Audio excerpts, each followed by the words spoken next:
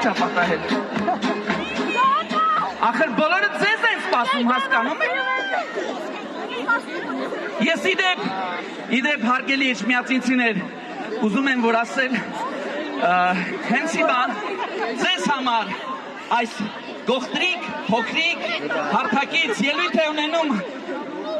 Հայաստանի Հանրապետության Հակոբ Պարոնյանի անվան երաժշտական կոմեդիայի պետական թատրոնի համարյա թե մեծ մասը երաժշտախումբը, պարային խումբը, երգչախումբը